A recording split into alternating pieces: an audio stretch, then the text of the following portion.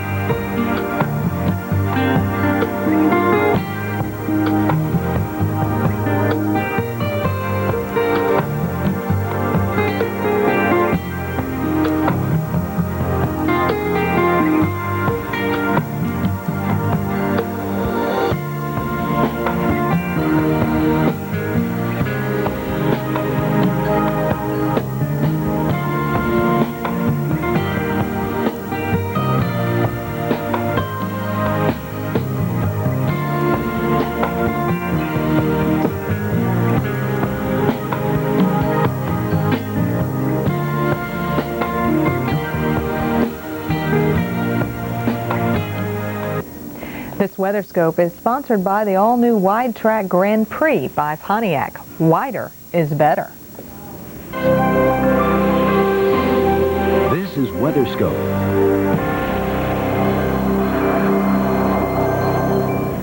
Glad you could join us this afternoon on Weather Scope. This is Declan Cannon. I'm Janetta Jones, and we are talking about severe weather potential in the plains, and we have a lot of things going on in the tropics. That's right. We have Hurricane Bill in the Atlantic. The new advisory is out, so we have some new coordinates for the folks. And also we have another tropical storm in the eastern Pacific. How about that? Tropical storm Enrique. So we'll look at all of that for you coming up right around the corner. But first, let's go ahead and show you what's happening in the Atlantic. Now, we have some information. This is that kind of limbo land when the advisories just start coming in. And unfortunately, at times, we can't get the new information on the screen for you, so I'm going to grab the old sheet here and give you some of the new coordinates. And in fact, I'll tell you what we'll do. We'll just push on through, give you a chance to look at the satellite sequence. At 5 p.m. Atlantic Standard Time, okay, you ready? The center was located near 40.6 north, 57.0 west, or about 470 miles south-southwest of Cape Race, Newfoundland. So same fix on the Cape Race, Newfoundland slot. Moving to the northeast near 33 miles per hour, continues to pick up forward speed, maximum sustained winds, no change, near 75 miles per hour. Hurricane force winds extend just like the previous advisory. The hurricane force winds extend outwards about 25 miles.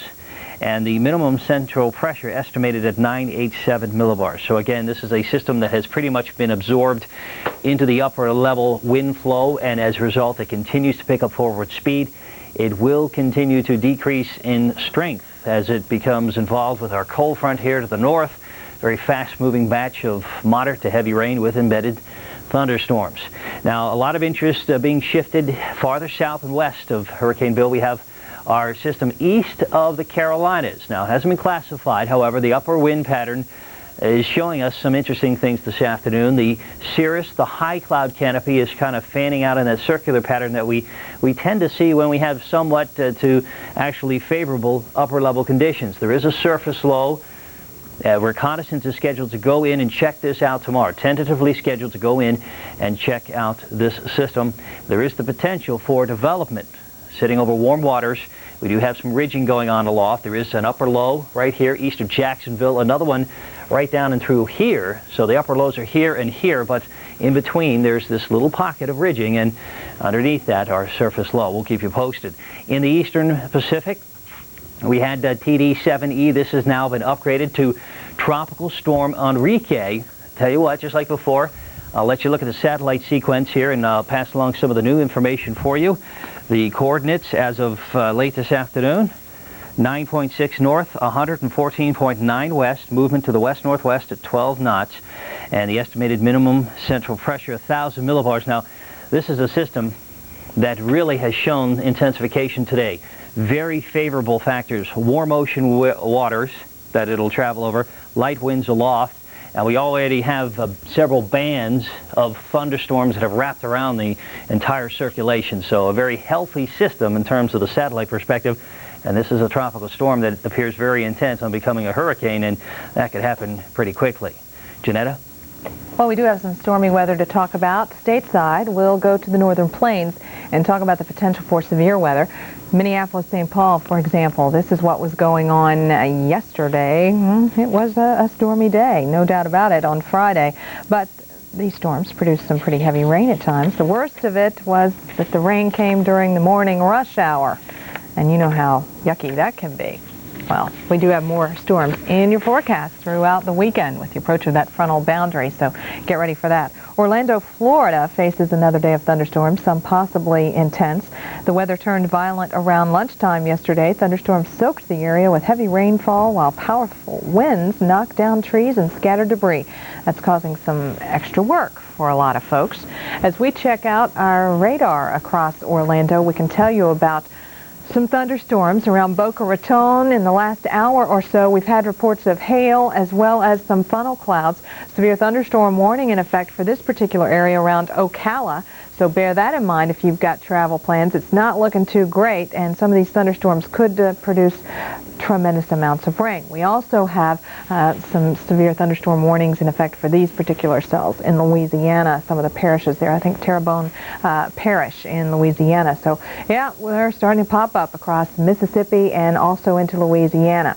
Tell you what, this is what's happening across the southeast. We have very humid air mass and a very hot air mass. Just look at the temperatures. 92 in Dallas, 94 in Oklahoma City, in the 90s in Birmingham, close to 90 in Philly, as well as D.C., and we're talking 90 in Boston, and those temperatures are going to continue to be on the rise over the next few days. So high pressure and control, looking like a very nice day in the Northeast. However, we are looking at, the possibility of strong thunderstorms right here, and Declan's going to tell you more about that.